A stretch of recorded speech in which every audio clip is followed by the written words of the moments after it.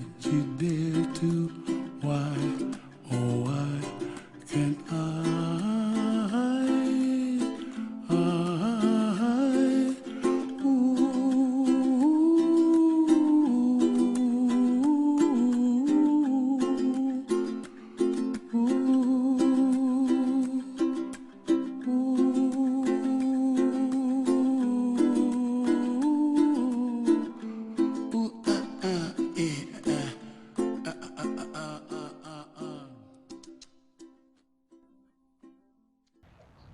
Crystal,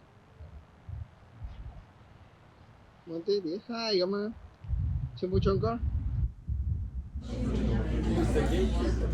Hi, good evening, everyone. It's been a while since I've spoken into a microphone.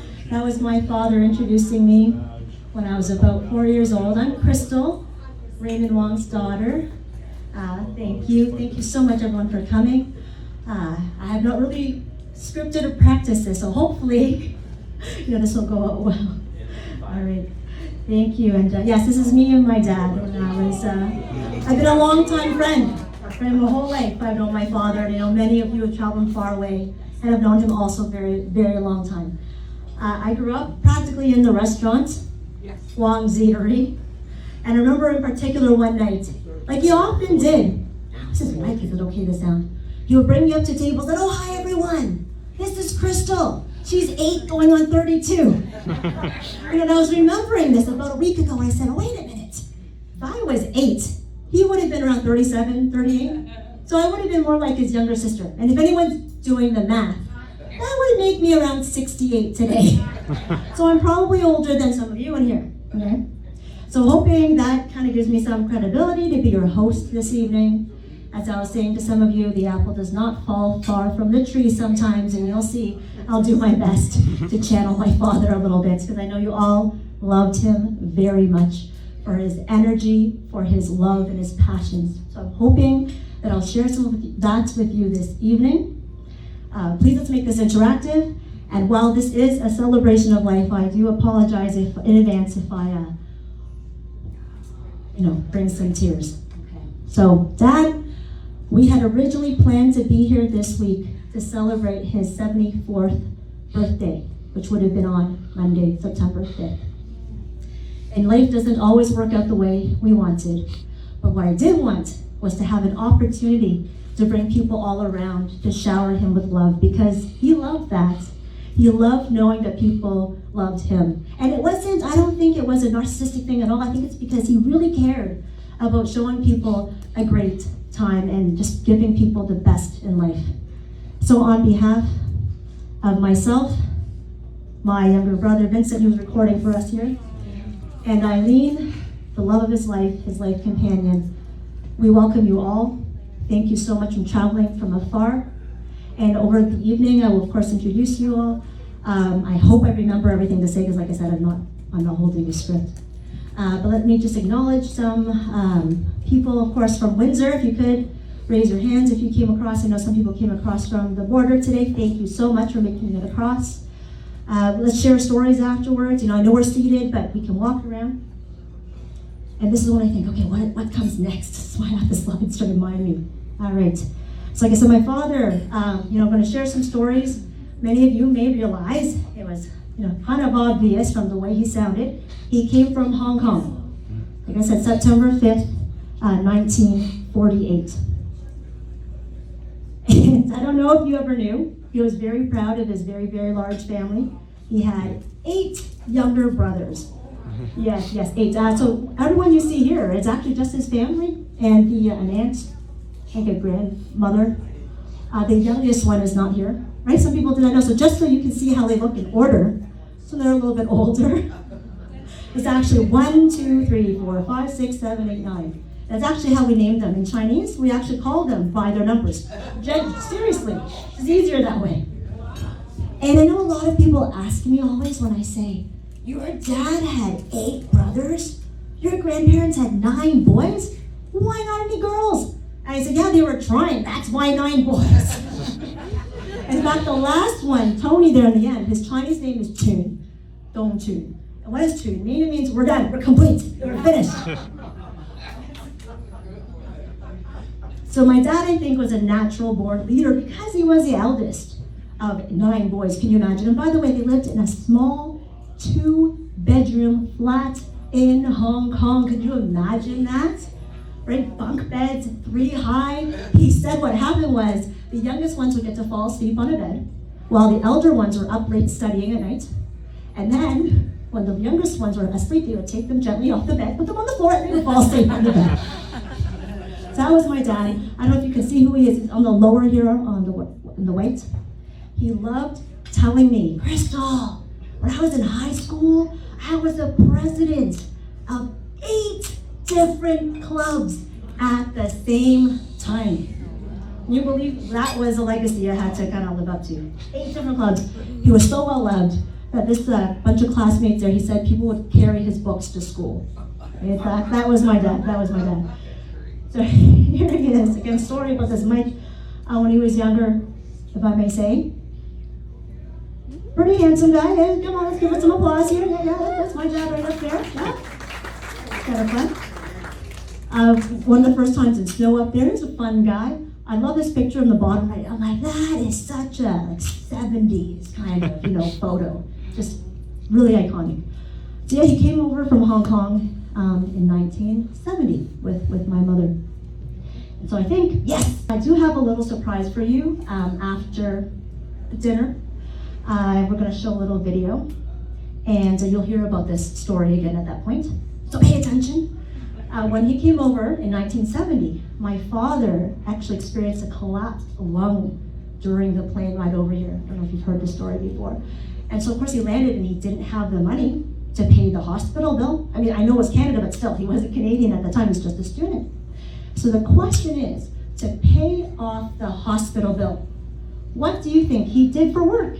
Okay, so was it 1, work in the pharmacy, or, and we're gonna get a little dark here, okay folks, or was it 2, work in the morgue? Yeah, all right, well, it was actually both. But I wanted to tell you the story about the morgue. My goodness, can we do this? It's just to make it a little bit light here, right? So years later, when I was in high school, one of my classmates, I went to his house, and his mother said, "You're Raymond Wong's daughter? Oh my goodness."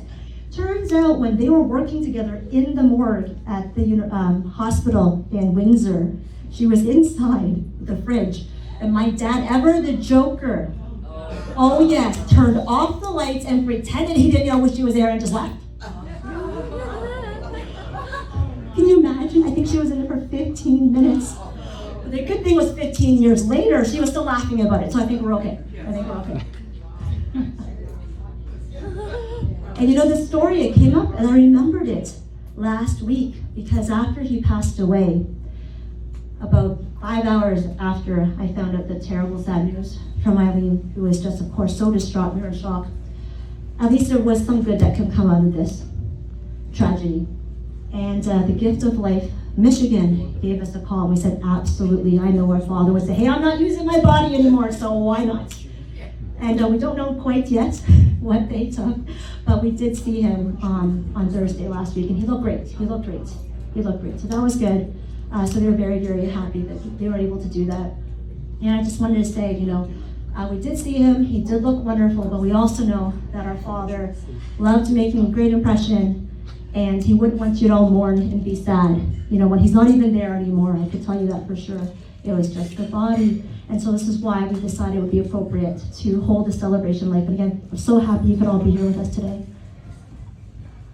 So let's fast forward a little bit.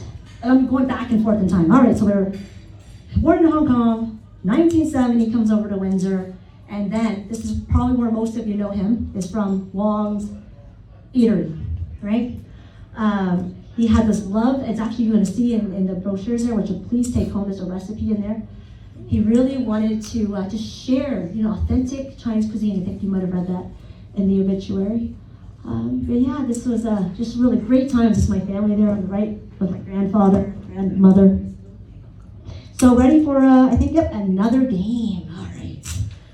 So, I think it was in the 80s. I could not find this because, that was before the land of the internet. The Windsor Star had this feature. They interviewed a few notables from the area, And I said, hey, if you could take 5 different things from your home, if there were a fire, what would you grab? Okay, so let's name 5 things. What would you get if you were running out of your house with a fire? Pictures. Pictures, okay, that's one. Children. Children. I'm just laughing because he knows the punchline and he just ruined it. That's my husband, Adam. He's playing. All right, anything else? Pictures. Pets. Loved ones, huh? Okay, children, and then? The safe. The safe. Okay. All right, so I'll tell you. There was, I don't remember who it was, but there was one person. I'm not judging, I'm just saying. They were on a beautiful picture in front of 5 different fur coats, because again, this was the 80s. Fur coats, totally fine. My dad, sure enough, on one hand, remember, this is the photo on the cover of a section in the Windsor Star, which I wish I could find, so I'm going to recreate it. He held in his left hand, actually it was his right hand, passport, credit card, cash because cash is king, keys to the house, and then Zane, can you come up here real quick? Again, we couldn't find the photo. My brother was around the same age at the time, and this is how my dad posed, holding in his hand, like this. This is a pose on the Windsor Star. So Vincent was the one who's actually, so do you stand up now, please? Yeah, Just go. yeah. He's a I'll little take bigger. it. I tried it. It failed in rehearsal. So that was my dad over the Joker. So thanks for that. So speaking of Vincent, I think you're next. Yes, Vincent. Vincent Wong. My dad decided to name his kid Vincent. He could not pronounce the name Vincent. My whole life, I was telling him it's not Winston, he's Vincent. And so, this is around the time. Thank you, it's great. So let's see, Windsor Star, he started getting a little bit more famous. We would cross over to the States often, into Detroit. And it'd be funny, could you imagine you're a little kid riding with your dad, going across now for me, when I'm about to enter the customs, I'm like, okay, everyone turn down the radio, be quiet, just don't say anything, just get your story straight. My dad would roll up and they'd be like, hey, Raymond, how's it going? Oh, how's the restaurant? You know, that was the conversation. They had no idea because they knew exactly who he was. But then, one year, it was Christmas Eve. And you know, you don't got the regulars working Christmas Eve, you got the tunnel, right? He rolls up, and the guy's like, checking him over. Oh, is this even your car? What's your license plate number? And my dad's like, wee 38 something. What? Wee 38. What? My dad, now I'm thinking, oh my goodness, the customs officer is getting mad. Because my dad is not saying any letter that anyone recognizes. And finally my dad goes, wee, like very Merry Christmas. We got through, no problem. Stories, right? Stories. Speaking of stories. So this is, again, started doing, making a name for himself at Wong's. And that's Stevie Wonder, in case you don't recognize him. It was in the 80s. And again, in the pamphlet there, if you open it up, you'll see a little article, What's Your Wow? And they reference some of the different celebrities that came by. I remember meeting Kurt Gibson. I remember meeting, oh my goodness, I'm like, it doesn't matter. Stevie Wonder. My nanny at the time said, hey, if you're gonna go see Stevie Wonder, could you give him a kiss for me? And I tried, it was so embarrassing. So I know the newsprint in there is pretty small. Really, the idea was to let you know the name of the article so you can look it up later.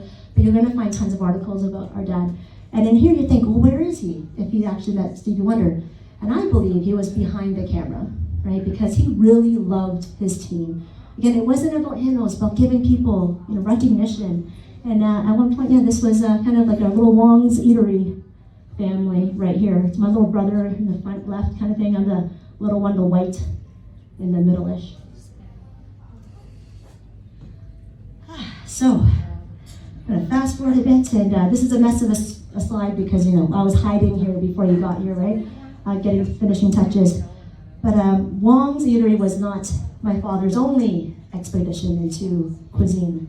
Right after he got a little more confident, he said, okay, I'm gonna open Wong's 2, was in Noodle House, and then he opened something called Raymond's. This is not an actual picture, but it was a dark French place, you know, like French cuisine. And it's actually because he really believed, and I agree with him, Chinese cuisine can be as exquisite as any other haute cuisine, like French cuisine. If anyone ever remembered, my father loved boating. And Edgewater, it's not a picture of Edgewater, but you may remember he had Edgewater in Windsor as well. It was a partnership. Studebaker was a lot of fun.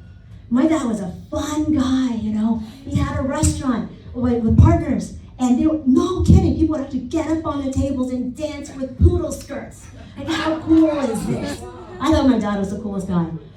Crystal, what is that yellow table up there? So let me tell you another story. He opened something called Wong's Express as well, you know, a fast food chain. And he told me when we got there before it opened, he said, Crystal, do you know why I chose yellow tables? Remember, this is fast food. Do you know why I chose yellow tables? It's not because of my last name. Wong, by the way, means yellow. Okay, just so you know. It's because I chose yellow tables at our fast food restaurant because I read that yellow makes people uncomfortable and they're going to leave. So I wanted to make sure we were turning over the tables quickly. My dad was up to so many thoughtful things on the slow nights at Wong's. I remember he would often, actually Vincent was reminding me of the story, he would often go in the back to the staff and say, hey, it's really quiet here. Can you guys please go get your cars and drive them to the front of the restaurant and park them there so people can see there's a lot of customers, because we all know a good restaurant is a busy restaurant. So can you believe this? He actually had people drive their cars, park them in front of Wong's, just so people would think from the outside that there was a lot of things happening in the inside. That was my dad. So he thought a lot. So we're gonna play another game. Was his favorite chopping tool. Now I feel like I should have some Jeopardy music. Oh yes, I see some hand signaling there. Was it a standard meat cleaver? Don't mind this photo. If my father saw this, he would be like, that is not how you hold a meat cleaver. But that's okay. You put your knuckles to the back so you don't cut yourself. So was it a meat cleaver? Was it the slap chop? Ever use that? Very handy, very handy, very handy. Or was it number 3, a $100 bill? Why is that there? Okay. Any guesses? Okay, so if it's 1, let's hear a cheer. 1? Yes. 1 meat cleaver. Yes. 2 obvious. 2! Slap chop! Yes, that's nice. Not sure. What? Could it be number 3, $100 bill, favorite chopping tool? You don't believe it? You do believe it? Okay. Another story. I hope you're liking these stories. Okay, I want to try to, because I'm telling you, when I was a kid, there was this phase my dad went through, and I don't know why. We would visit people, and for some reason, he would always bring up, do you know, if you were fast enough, you could take a $1 bill and break one of these chopsticks in half? Everywhere we went. I'm not joking. This is what I remember. Everybody we visited. Hey, did you know, if you moved a $1 bill fast enough, you could chop a chopstick? You gotta understand, this is weeks and weeks and weeks of this. So one day, we're over here in the States, and someone called him out. They're like, come on, Raymond. I do not possibly, this is hard. Right? How could you possibly cut a $1 bill? So of course, he's like, all right, I'm gonna do it. Because he took judo. And he used to show me his big muscles. That was my dad's thing. So we took out a $1 bill, and sure enough, we're like, okay, like 1, 2, nothing. The $1 bill just meh. Oh, no, I just gotta go faster. Nothing. Then, no word of a lie. He's like, I need something stiffer, crispier, right? And what did he have? Because we don't use $100 bills as much as $1 bills. So it turns out he pulled a $100 bill. No kidding. He went, all right, 1, 2, and it broke. I am not kidding. I saw with my own eyes. So we thought about having a contest here to see if I think that might be hazardous. Harmony suggested we tell you to bring safety goggles. But when you go home, okay, try it. We gotta be really fast. This is not about the size. Oh, here we go. Here's the story. Not about the size that counts. It's about how fast you are. My dad was super fast, right? He talked fast, moved fast. Yeah. He ate fast too, if you let him. All right. So I was like, what is this story here? Oh, yeah. So he loved to talk. Clearly I do too, but only in service of others. My father would have a conversation with anyone. And I'm wondering if any of you met him this way. If you did, you need to tell me. Because one of the things that my dad always used to do, and didn't embarrass me, I just thought it was kind of funny. We'd be standing in line at a grocery store, and he could strike up a conversation with anyone. And he would. He'd be like, oh, do you like Chinese food? Sure. I never tried it. And my dad would take out his business card that he purposely had folded. Do you know how expensive this would have been in the 80s and 90s, a folded business card, right? And it was embossed, it was like texture, it was beautiful. He would take out his pen and say, I'm Raymond. You gotta come to my restaurant. He would start scribbling in cryptic Chinese, like a mess. Like, this is a 4-course meal or a 5-course meal. I think you like chicken. Come to my restaurant, try it out on me for free. And that's how we packed that place.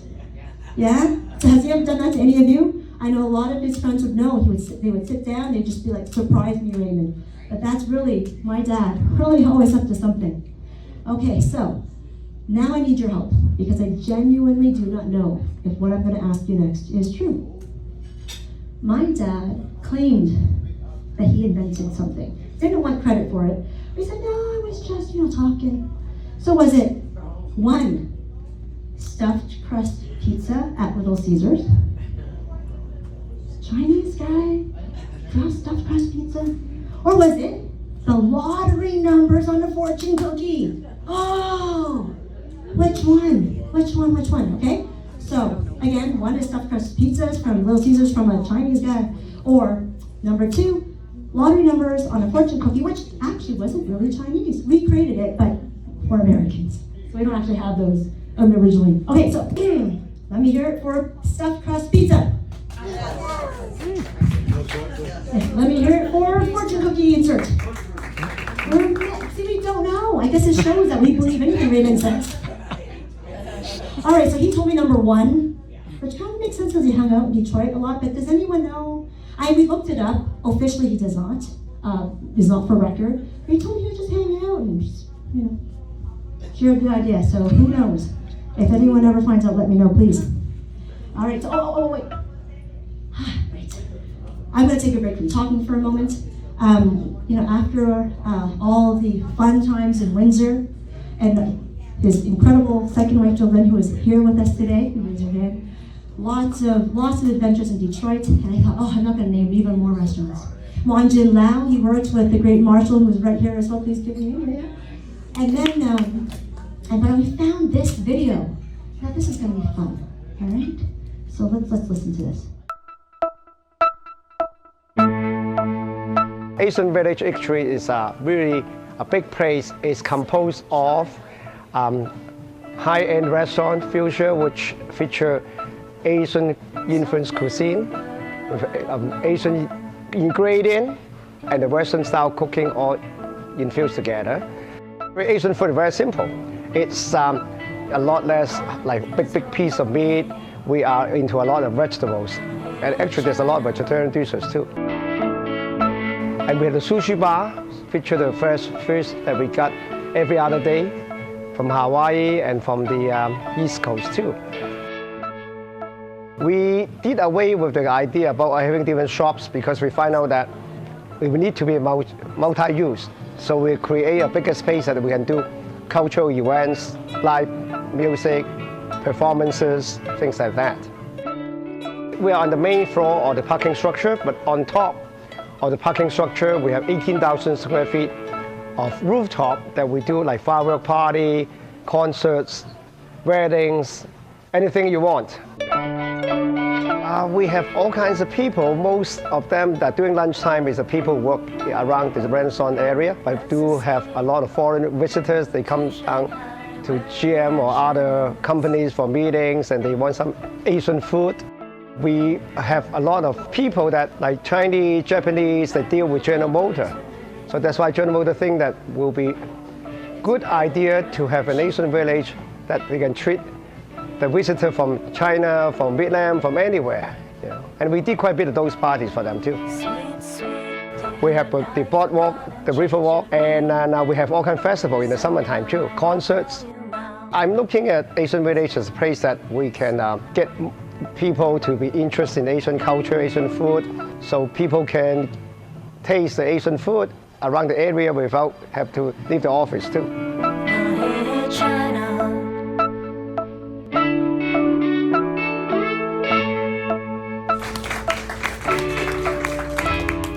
To be honest, it was a bit hard to watch that just now because I felt like we were just talking about him like he was in the other room.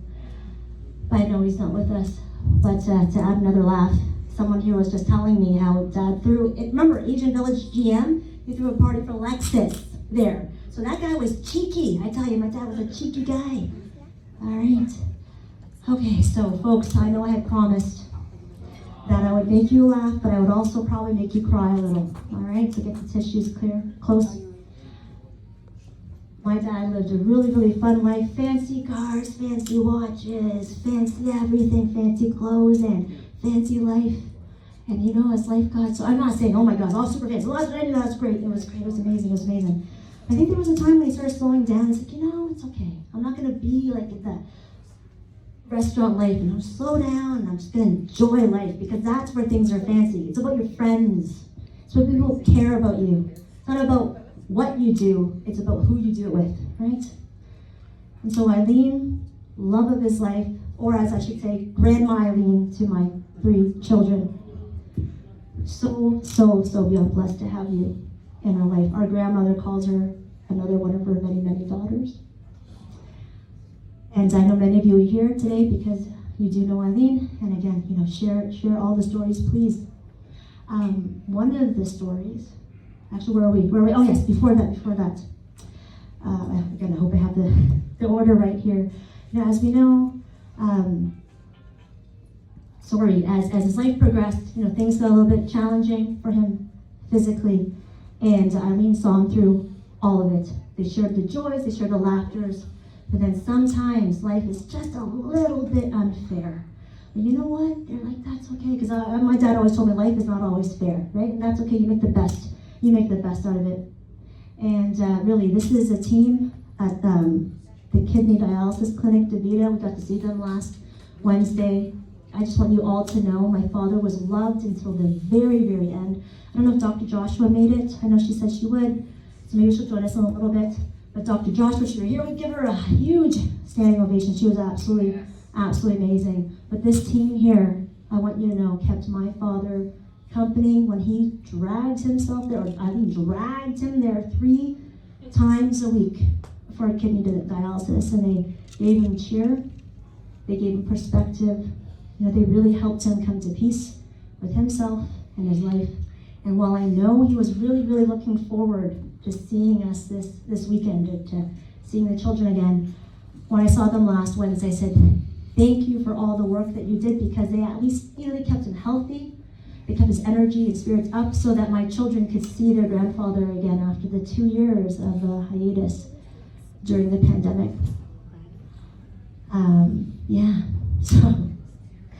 So one of the things that I found absolutely amazing about my father, he put me in music when I was a kid. I used to play music a lot in the house, but what kind of music do you think he liked? Yeah? Chinese opera? Classical? Jazz? Turns out the thing that he loved to sing, I found out, was it once a week? Yeah, that's a surprise for Eileen too. She's like, what? I think I know what you're talking about. You believe my father and Eileen would watch Star Trek Enterprise together.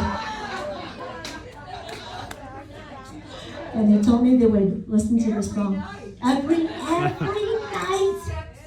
Except Saturdays, because it's Shabbat on Saturdays. So, my husband and I, we're Jewish, that's a connection. Speaking of my husband, what a segue, that was not planned. So speaking of Star Trek and my husband, what do they have to do with each other? So my dad, Joanne, and I used to watch Star Trek, the original series. That's right, the original series, broadcast over the air, because I am still that old. I told you I'm 68, to remember, look really, really good for me. And we still watch Star Trek, and that's actually what got me interested into engineering later. And if it were not for my dad and Star Trek, these 3 kids would not exist. Whoa! Think about that. Alright, so I thought I would share this powerful song that I just could not believe my father would actually sing at the top of his lungs. Raymond, right? Singing loudly, tears, can you imagine this? And this is the tune, everyone. It's been a long road getting from there to here. It's been a long time, but my time is finally near. And I will see my dream come alive at last. I will touch the sky, and they're not gonna hold me down no more. No, they're not gonna change my mind, 'cause I've got faith of the heart, and going where my heart will take me. I've got faith to believe I can do anything. I've got strength of the soul, no one's gonna bend or break me.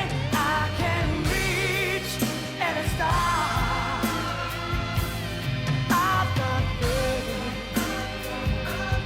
I've got faith into the heart.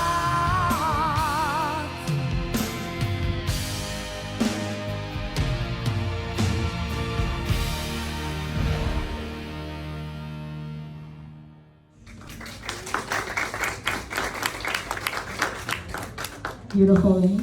And I think that really just shares a lot about his philosophy in life.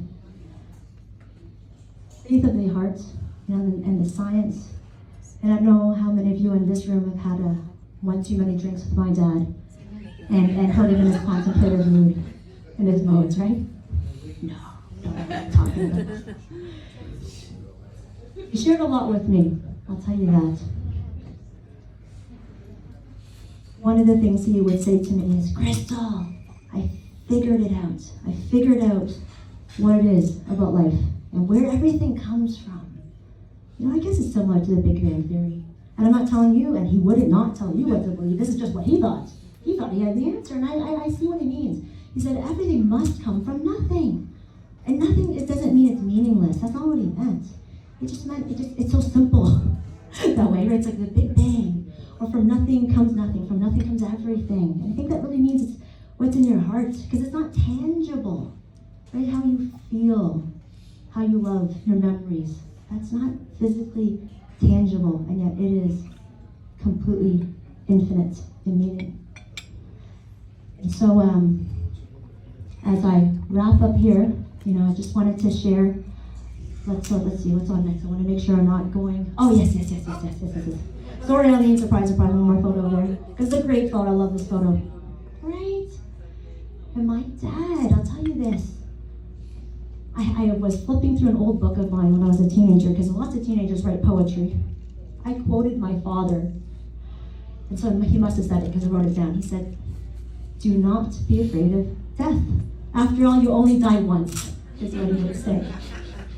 And something about Chinese is that actually we have no way to say goodbye in Chinese. If you ask, like Google Translate, how do you say bye? You know, in Mandarin or Cantonese, you know what I'll tell you? Bye-bye. It's complete transliteration, bye-bye. Because genuinely what we say is we actually say zoi gin. And doi means again, and gin means see you. Right? So I'll see you again. I'll see you again. I know truly that's how he would love for you all to think about this. So as you think about him, we're just a few minutes out before dinner will be served around 6. I timed it well. You would be proud. He was always late for me, but you know, I timed it well, I think. I'm going to leave you with a few moments. I'm going to play a song that actually came to my head last week. I wasn't even, you know, it was just a tune. I was like, what is that tune? And I realized what tune it was. So we're playing it. I think you'll find it poignant. I'm losing my train of thought. So I would invite you now. I'm going to give you some time. Think back to the last time you would have shared a meal with my dad. You know, think back to maybe the first time you met him. Remember the things that he would have told you. You're going to see in the back of this pamphlet, right? Try everything. Right? And we're going to enjoy this beautiful meal together. We're going to share more stories. Please, during dinner, we'll have an open mic. If you have a story you want to share, please do come up and share it, because we all want to hear your memories of Raymond. And I invite you now to take this time and hold them in your hearts.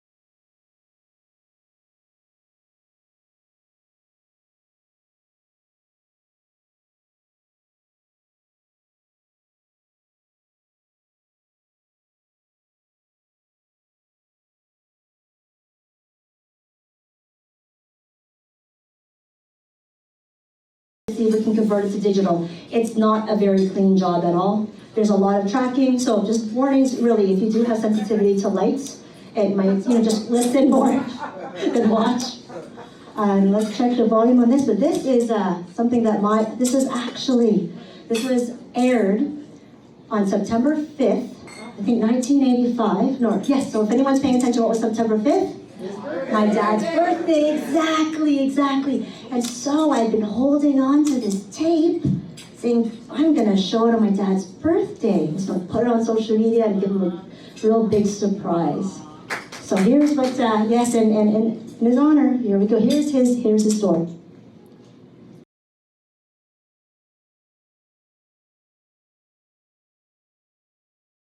Irish traditions have a way of getting lost sometimes. Well, tonight, Jerry Stanicky will introduce us to a man who has kept the traditions of his homeland alive and doing it on the other side of the river. As Confucius say, yes, do it right and care. Mm-hmm. Interesting. I met a fella a few years ago who was out to change what he believed, what people believed, what was wrong. Why? Because he not only believed differently, he knew better. He wanted to give it the real thing. Now, I'm not talking about Coca-Cola. He accepted the challenge. How's he doing? Well, take a look and see.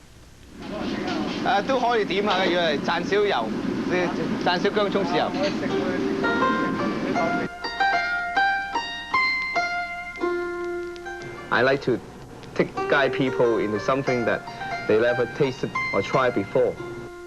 He's a likable fella, Raymond Wong, a man who believes to achieve a dream you must first give. That's what Raymond does, and does well. It's that characteristic, along with determination and hard work, that's made Raymond a success. But it didn't come easy.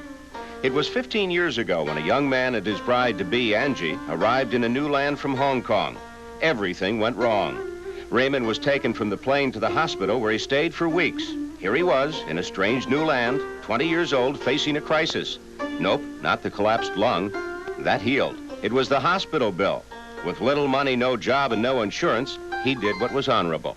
I told the people I'm not going to be able to pay it, out of my own pocket. So they gave me a job. I was working in the pharmacy as an assistant. He worked at the hospital until his debt was paid. Searching for what he'd do in life, he found a disturbing belief. When I first came to this country, everybody thinks Chinese food is something like cheap stuff with a lot of sauces, heavy, deep fried, things like that. And actually, the Chinese cuisine is as refined as any continental or any French or Italian, any cuisine, when you compare it. He set his goal. He'd change people's minds. He'd bring the true taste of China to his new home. 7 days a week he worked, saved his money, planned and experimented with foods, sauces. He set his standards high, but more importantly, he realized what he needed most. I depend on them, my customers, for my livelihood. If I cannot make them feel happy and they feel that the food is perfect, they will never come back, and then I'll be in bad trouble. That's it, and still is. Raymond has expanded his business, opened a second, and is looking to the future. He still works long hours and still is the perfectionist. But most of all, still remembers words of wisdom from two very smart people.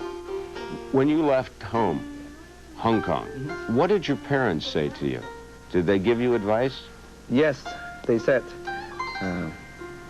work hard and be nice to people.